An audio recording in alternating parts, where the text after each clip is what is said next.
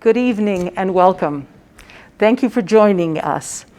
I am Christina Dietrich, the Artistic Director of the Steinway Society of Massachusetts, and I have the great honor of welcoming all of you to this evening's concert, our inaugural concert on the new Steinway Society concert series here at Steinert Sons' beautiful Newton location. On this concert series, we will be featuring local artists that have distinguished themselves as concert performers and educators. This evening's performer is very special to Steinert Sons. Miss Sonya Ovrutsky Fensome has distinguished herself as a passionate and imaginative performer, as you will hear tonight. She is Steinert Sons' artist in residence, as well as the director of the Piano Academy. Sonya's career has been very colorful. From her early years in Russia as a child prodigy, to her amazing concertizing as a teenager, to an international competition win in Italy when she was 15 years old, then led to an invitation to study at the prestigious Juilliard School in New York, where she completed her bachelor's and master's degrees, to then an international concert career that has spanned several continents, from Russia to Europe to Africa and to the United States, where she has performed in numerous concert halls, including New York's Carnegie Hall. One special tidbit of information I'd like to share, that during this pandemic, when everyone was searching to try to connect with their studios, with their students, and with artists performing, Sonya designed her YouTube channel from my piano room, which you will be hearing a little bit about later. And now, I would like to have you join me in welcoming Sonya to the piano in her program, Around the World. Hi, I'm Sonya. It's such a joy to be here today. And Christina, thank you so much for such warm introduction. The program that I'll play today is called Around the World. I chose these pieces and I call this program Around the World just because we've been homebound for too long, and really, I myself really miss traveling and going places, and hopefully that is going to happen soon, but at least the music can take us there. So we will go to Hungary and then to Spain, by the way of Cuba. The first piece on my program today is Bartók, Romanian folk dances. Originally, the piece was called Romanian folk dances from Hungary, and then the borders at that time changed many times over, and it's hard to tell which exact part of Hungary or Romania the tunes are coming from. But Bartók was one of the first ethnomusicologists, and he traveled all around the region listening to folk music, collecting it, writing it down, and then using it in his works. So this piece is originally written for piano, but there is an arrangement of this work for violin, which is arguably probably more popular than the piano arrangement. There was this violinist named Zoltán Székely, Bartók's contemporary, and he arranged it for violin. And to me, to be honest, the reason why it's more popular is because probably it's closer to the origin of these melodies. All these melodies are meant to be sang or to play on violins, and it just agrees with string instrument. So what you're going to hear today is not a pure piano version. I actually changed it a little bit to bring it closer to the violin version. It's kind of a mixture. So I hope you enjoy. Thank you for listening.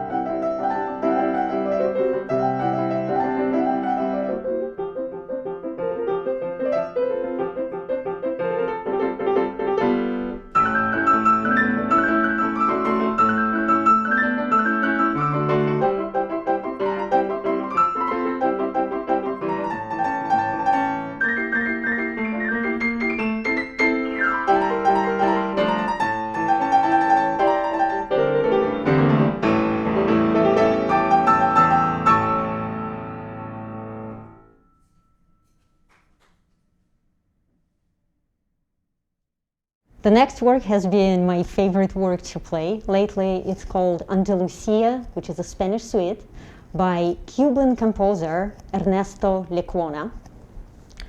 Ernesto Lecuona, Cuba is abundant of musical culture, but specifically when we talk about classical music, it is Ernesto Lecuona who is probably responsible of making Cuba a part of world of classical music. He kind of put Cuban classical music on the map. He was incredibly prolific composer. He wrote lots of music for films and a lot of zarzuela, which is Spanish musical, kind of equivalent to Spanish Broadway. And he's being called Cuban Gershwin. And you can see the parallels. It's like Gershwin to Broadway. When you think of Gershwin and you think of Broadway, that's the same way as Lecuona and zarzuela.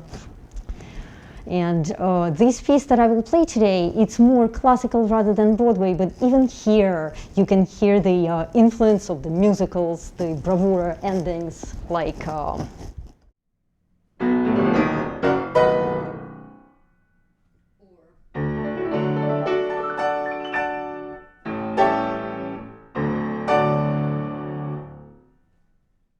very musical-like. So this work, you will hear, it's a series of Spanish dances, and you will hear so many ethnical influences in it, just like the same way that you just heard in Bartók. They're Romanian, they're Hungarian tunes, they're Gypsy tunes, Arabic, all side by side. In this work, you will hear the Spanish flamenco, of course.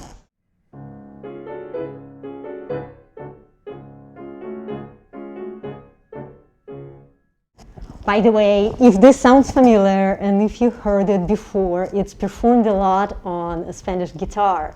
But this, what you're going to hear today, the piano version, this is the original.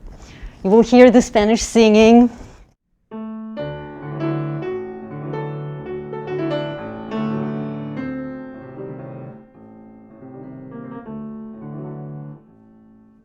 You will hear Jewish melodies, Sephardic melodies from Spain.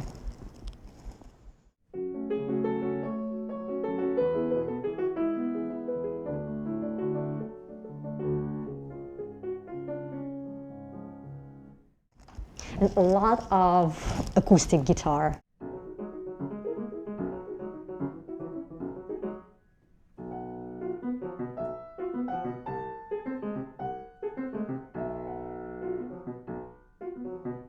You can almost see the guitarist sitting there, plucking guitar. And I love to see these connections in music. I love to hear all these influences from very diverse cultures coexisting here and creating this vibrant, this exuberant work. And this is what I love about classical music and about these works that I choose today in particular, because music is a great reminder of how beautiful, how exciting the coexisting is. So I hope you hear this in this work. Enjoy the listening. Thank you for being here.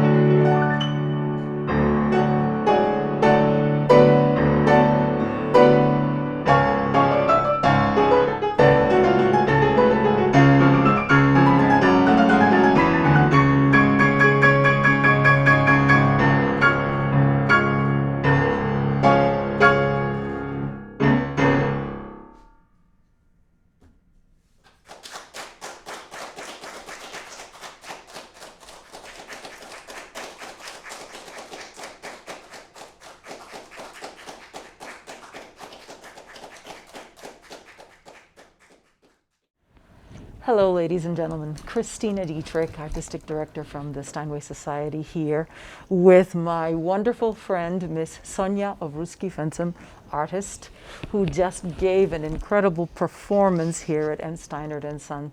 What a beautiful program. You are such a colorful artist. There's so much expression, so much emotion in every note that you play. It was just a joy watching you and listening to your rendition of these pieces. What is your inspiration when you pick a program? Well, my inspiration today was probably mostly the fact that this is my very first somewhat public recital since the pandemic started, and just being in front of people and playing it. It's yes, as you know, during the pandemic I recorded lots of videos from my home, and I really enjoyed doing that, but there is no comparison with just playing for live. People, playing live. Yes, of course, of course. It's I miss that so much. And hopefully it is closer than further. We're getting there. Yes. We're getting there. I looked at your biography and I'm reading this, and I know you have known you for many years, and it's amazing the colorful career that you have had from an early age. I mean, this was a child prodigy, 4 years ago. How old were you when you started playing the piano? And how did all of this come about? I mean, going from performing as a child prodigy in Russia and then doing competitions in Europe, and then at 15 winning this big first prize, and then being propelled to the United States of America to study at Juilliard on a full scholarship, and then this international career. It's really quite amazing, you know. Can you share with your audience some thoughts on this incredible life you've had? Well, absolutely. Well, first of all, when I was a child, I never thought of myself as a child prodigy or anything. It all happened very natural for me to become a musician. Both my mom and dad are musicians. They actually met as the students of Moscow Conservatory. They were both my first teachers. They taught me music probably, it's fair to say, when I was 1 or 2. And at the time when I didn't even know that I was learning something or doing something seriously or practicing, I was never practicing, we were always playing. And when I started actually taking lessons, piano lessons, which were at age 4 with my mom, and then eventually with a different piano teacher, and it was just all very natural to me. And my first public performance was when I played for my friends at the preschool, and I don't remember any of that except for just running around with my friends afterwards. But you know, that's how it all started. Very natural, Absolutely. just doing what what you naturally do, just play the piano. It's amazing, it's wonderful. Now, could you tell us a little bit about your concertizing? You've concertized in Europe, you've concertized in South Africa, throughout the United States, you had a performance in Carnegie Hall. What is it like traveling and performing and playing with orchestras and doing all these wonderful things? Well, it was exciting. I guess. As I said, I miss it a lot now that we are homebound. But yeah, when I was 15, as you know, I won the competition in Italy, but it wasn't as straightforward for us back there to. Like my students right now, they just call me sometimes and tell me, oh, I found this competition or that competition, we would like to participate, we're going to go. And I say, fine, absolutely. And they just buy a ticket and then go. And it wasn't like that for us. We couldn't just decide, oh, I want to go take part in the competition in Italy. I had to get approved by my school. I went to Central Music School of Moscow, which is practically a Moscow Conservatory pre-college. So they took everything very seriously, and there was a pre-audition. We were all pre-auditioned before we were allowed to even start working on the papers and passports to let us go abroad. So the stakes were high right from the get-go in this condition. Absolutely. Yes. Well, that's why we have what we have now. An outstanding musician here. Sonya, in addition to this beautiful career, is a wonderful teacher. You are the director here of the Steinert Piano Academy. Can you tell us about your teaching? You've had a variety of students, from extremely gifted and actually competition winners. You have a 15-year-old, 16-year-old Logan Sherwin that is a international competition winner, and he was a prize winner at the Steinway piano competition here with us. But you love to teach all ages. Can you tell us about your teaching? I mean, just watching this exuberance, I mean, you know you want to learn from this woman. I mean, she's just amazing, all this positive energy that comes from her. It's a gift. It's a natural gift when you can combine the artistry with this. It's a very special gift. Please share with us what you do on your students. Well, thank you. And yes, I am very proud of Logan. It's been joy to teach him. But yes, I do. Among my younger students were at one point even a 2-year-old, and wow. I've taught several 3-year-olds. I taught them some of them for quite a long time. I've seen that one 3-year-old grow up and becoming a teenager, still plays piano.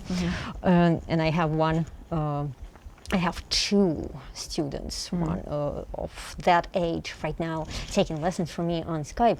And I know that sometimes teachers do shy away from teaching kids that young, and parents sometimes shy away from starting teaching their kids, because it feels like it's such a big commitment. Students have to sit still, they have to practice, they have to listen to the teacher. How a 3-year-old can do that? And in my experience, again, it all goes back to my parents and how they taught me. As I said, I never felt taught. I never felt like I was practicing. We were always playing games, but in hindsight, I realized how targeted those games were. As a result of every single game, I was learning something. I was learning big, fat half notes and tiny little skinny quarter notes. It was all fun. We were giggling, we were laughing. And before coming to Steinert in my previous life, so to speak, back in Philadelphia, I ran my own music school for 10 years. And when I started it, my parents were the first teachers who I invited to work with me. And I watched side by side how they do it. And again, it was all games. One game after another. And I try to do very short lessons, even here at Steinert. Like some of our lessons are 15 minutes. Sometimes even that is a great boost. For 15 minutes you play 2 or 3 games with the child, and then you tell parents what to do at home. and it all works. Oh, But sure. most important thing about this approach is that they start with joy. They approach the process from joy. All the difficulty, all the repetition, all that all comes later, but that's much easier to undertake if your first steps were joyful. Yes, were fun and enjoyable. And Yeah. this, I will point out to our audience how rare this is to have someone who is willing to work with children so young, 2 years old, 3 years old. This is rare. So if you are a parent out there looking for lessons for your child, this is the lady to call. Actually, to be fair, I was so lucky. I discovered how lucky I was to be in this area when our school, the Piano Academy at Steinert, started growing, and we had too many students for me to teach. So it was time to bring other people on board, and I discovered how abundant this area is with talent of teachers, including yourself. You're one of the teachers in our academy, and we have numerous teachers who are also enjoying teaching little kids. There's no doubt about it. Yeah. It's a special treat to work with those little human sponges. It's wonderful. They are.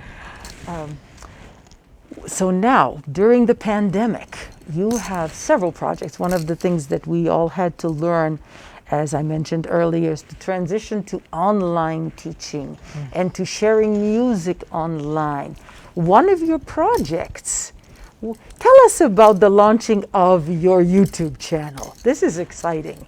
Absolutely. I probably have to rewind it a couple of steps back to the time, probably a couple of years prior to that, when I, after concentrating a couple of years on just being a mommy and raising my little son, I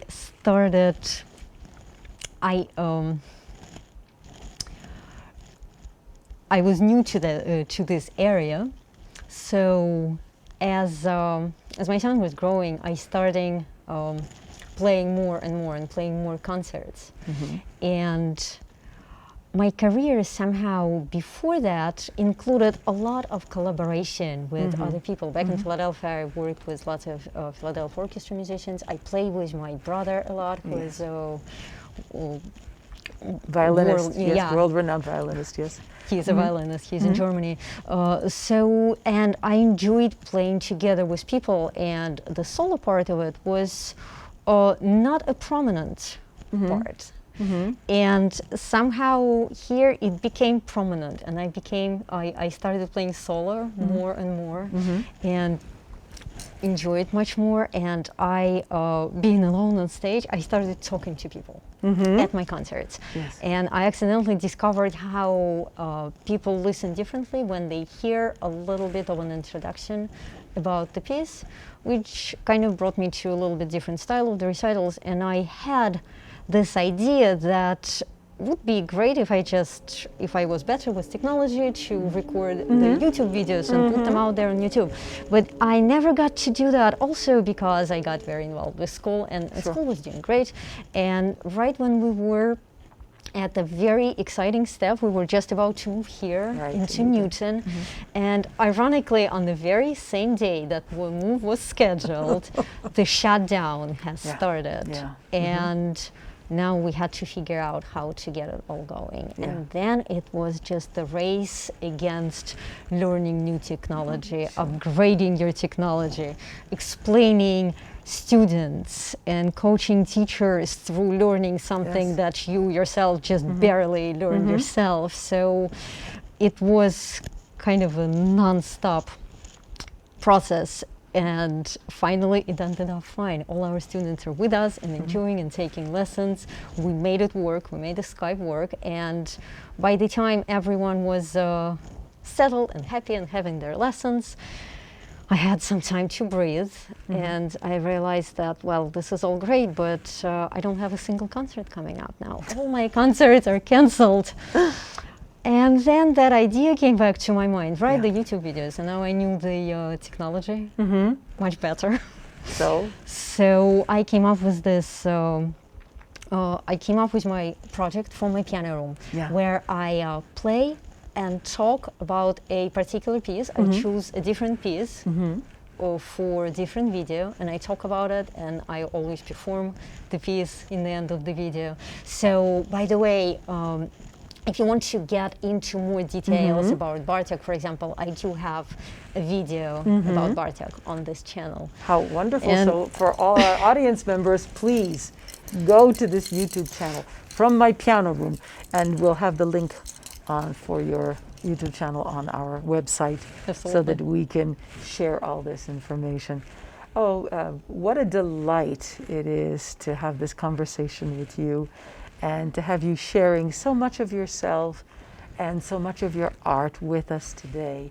Thank you so much, Sonya, and bravo. Thank you. Thank you, Christina. It's such a pleasure being here. Fantastic. Ladies and gentlemen, thank you so much for joining us, and we hope you will join us next time when we have our concert for the Steinway Society Concert Series. Thank you. Have a good night.